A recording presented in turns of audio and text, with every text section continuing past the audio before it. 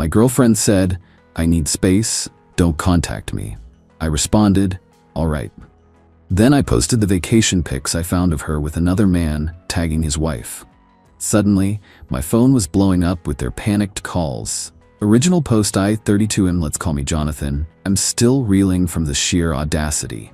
It's actually been a full week since I took action and everything exploded. But the whole saga really began about 3 weeks ago now. That's when my girlfriend, Nicole, 29F, hit me with the "I need space" bombshell. Via text, of course. We'd been together 3 years, living in my house, my name, my mortgage, for the last 18 months. Things felt a bit distant, sure, but I thought it was just work stress on her end. The text came on a Saturday morning. "Nicole, hey. Things are feeling really overwhelming for me lately. I think I need some space to myself, to just breathe and figure things out. Please don't contact me for a bit. I'll reach out when I'm ready. Hope you understand." Space. Never a good sign, but I'm a rational guy. Me, "All right, Nicole, I understand. Take the time you need." Then radio silence, which she asked for. The week that followed her text was a blur of confusion and hurt. I replayed everything, wondering what I'd missed. Fast forward to Friday, February 7th, a week before I'm writing this initial post. I was mindlessly scrolling Facebook and a post from a mutual acquaintance pops up. A surprise romantic getaway album. And there's Nicole, looking far too happy and cozy with Brandon, 35M, a married colleague of hers. Champagne, hand-holding on the beach, the works. The dates lined up perfectly with her need for space. My stomach churned. Space was a cover for a secret trip with a married man. She hadn't just lied, she'd orchestrated this, expecting me to be none the wiser. The initial sting of betrayal quickly morphed into a cold, calculated anger. She wanted a consequence-free fling, keeping me as her backup plan in my own home. No, not happening. You want space, Nicole? Granted. And Brandon's wife, Rachel?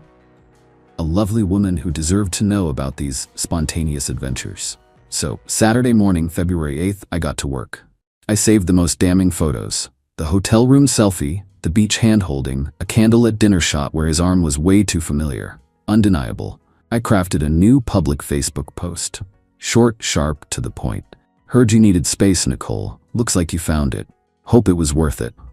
Oh, and Rachel, tag Brand's wife, thought you might want to see how your husband Brandon spends his business trips. Spontaneous adventures, soul connections, truth hurts." Attach the photos. Every single one. That immediate aftermath last week was insane. My phone went into meltdown about 30 minutes after that post went live. Then I blocked Nicole on all platforms. Phone, social media, everything. And I waited. Didn't have to wait long for the chaos to erupt. Update 1. My phone went into meltdown about 30 minutes after that post went live on Sat Feb 8th. Non-stop calls, texts, DMs from numbers I didn't recognize. It was glorious chaos. First, Brandon. Pure panic. "Brandon. Jonathan. What the heck? Take that down. Now you have no idea what you're doing." "Jonathan. I'm serious. This is my life. My marriage. Take it down. Nicole said you were basically over. Said you wouldn't care." So Nicole was already spinning tales for her affair partner. Noted. I didn't answer. Then, Nicole. The terror in her voice was a symphony. "Jonathan, what did you do? Are you insane? You've ruined everything." Rachel called me screaming. "Brandon is freaking out. Delete that post right now and tell everyone it was a joke." Nicole, another voicemail, now with tears. "Please, Jonathan, please. My job. Brandon's job. His kids. You have to fix this. I'll do anything. Anything." The desperation was palpable, but the entitlement still shone through. The expectation that I'd clean up her mess. Next, the flying monkeys. Nicole's BFF Samantha, always superficial. "Jonathan, that was a really rotten thing to do. Nicole is a mess. People make mistakes, taking it public and dragging Rachel into it. Low blow. Me, a mistake is forgetting milk, Samantha. A planned vacation with a married man while lying to me is betrayal. Rachel deserved to know. Period." Then Nicole's older sister, Pamela, 33F, who always treated Nicole like a saint. "Jonathan, I cannot believe your cruelty. Nicole is heartbroken. Brandon's wife is going ballistic. You've potentially destroyed lives. Nicole told me you two were having problems. This is how you react?" Me. Nicole wasn't figuring things out. She was having an affair. My reaction is to not be a doormat. Yes, I tagged Rachel. She deserved the truth. Blocked. The beauty was I didn't have to lift another finger. The truth was out. Their panic was the direct result of their actions seeing daylight. Rachel, Brandon's wife, sent a brief, polite DM. Thank you.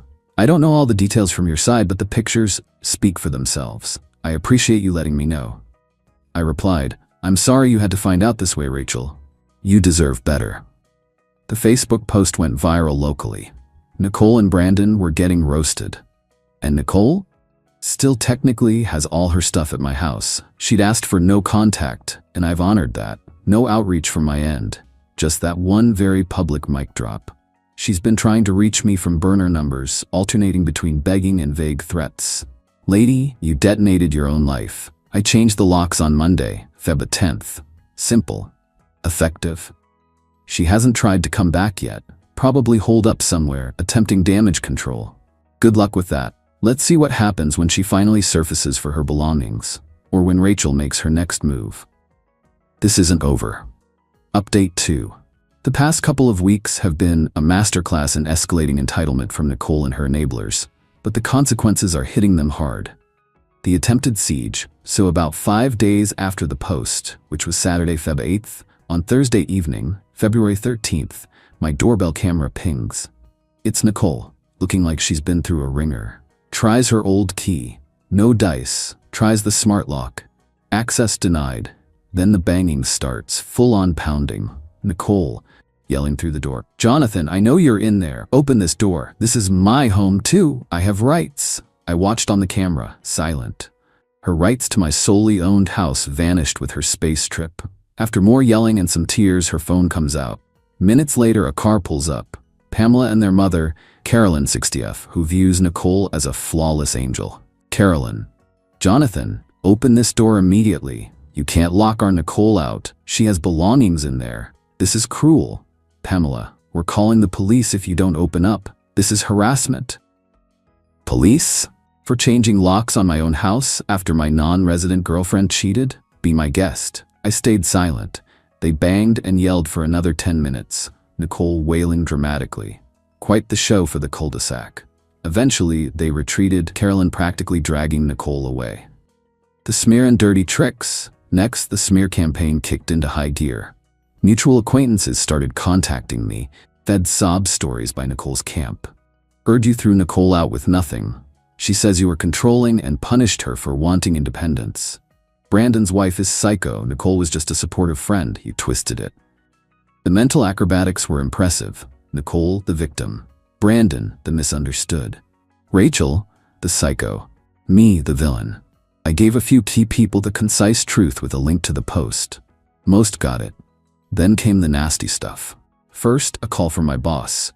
An anonymous party emailed HR claiming I was unstable, prone to violent outbursts, and creating a hostile environment by publicly harassing a colleague, Brandon.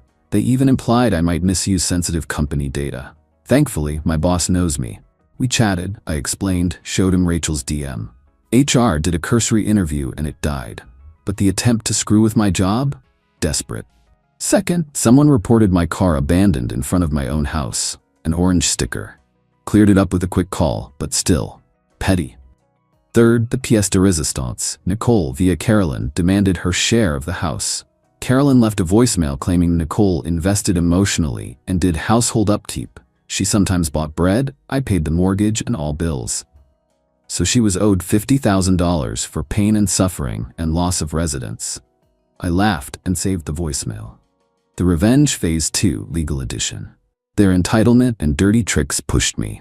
It was time for a more robust response. I hired a sharp lawyer. Step 1. Cease and desist. We fired off a C&D to Nicole, Pamela, and Carolyn. It detailed their harassment, defamation, and warned that further contact or attempts to damage my reputation property would result in immediate legal action, including damages and a restraining order. We attached their own texts and voicemails. Step 2. The belonging standoff. Nicole, through Carolyn, already breaching the C&D, demanded access to get her things. My lawyer's reply, Miss can provide a list of personal belongings. Mr. Jonathan's last name will pack them. A third party, not family, can collect them from the curb at an appointed time. No entry. Items not claimed in 7 days will be disposed of. The outrage from Carolyn was apparently epic. He can't do that.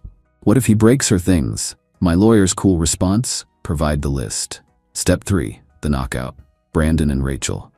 Rachel filed for divorce, naming Nicole for adultery. Public record. My lawyer formally offered Rachel's lawyer my cooperation and evidence. Nicole's space text, the post, her panicked voicemails, to counter any lies Brandon might tell in court. Brandon was trying to claim he was the victim. My evidence would vaporize that defense. The fallout for Nicole and Brandon is biblical. Brandon's reportedly on his brother's couch, career torched. Their conservative company was not amused by the scandal, and Rachel is taking him to the cleaners. Nicole, unemployable in her field locally. Back with Carolyn, who's now also under a C&D. The $50 demand vanished. They wanted war. They got a precision strike. Their entitlement bubble burst. Watching it happen? Truly priceless. Final update. It's been a few months now since the last barrage. The cease and desist, backed by the threat of actual legal teeth, worked like a charm. Silence. Sweet, beautiful silence. The great stuff purge. Nicole eventually sent a list of her belongings via Carolyn. Still pushing it, but my lawyer just documented it. It was ridiculously long, including things I'd bought for the house years before her. My lawyer sent back a revised list of items reasonably considered Miss Nicole's last name's personal property. I boxed it all. It was cathartic. Every cheap knick-knack, every self-help book on finding your truth, the irony was delicious. I might have accidentally damaged a few of her more annoying inspirational quote plaques. Whoops, she hired a man with a van. They came on a Saturday. I left the boxes on the driveway. Watched from my window. Nicole was a no-show. Pamela supervised from her car, looking like she'd sucked a lemon. Good. The aftermath for the villains. Rachel's divorce from Brandon is proceeding. Apparently, my evidence was indeed helpful in her securing a very favorable interim settlement.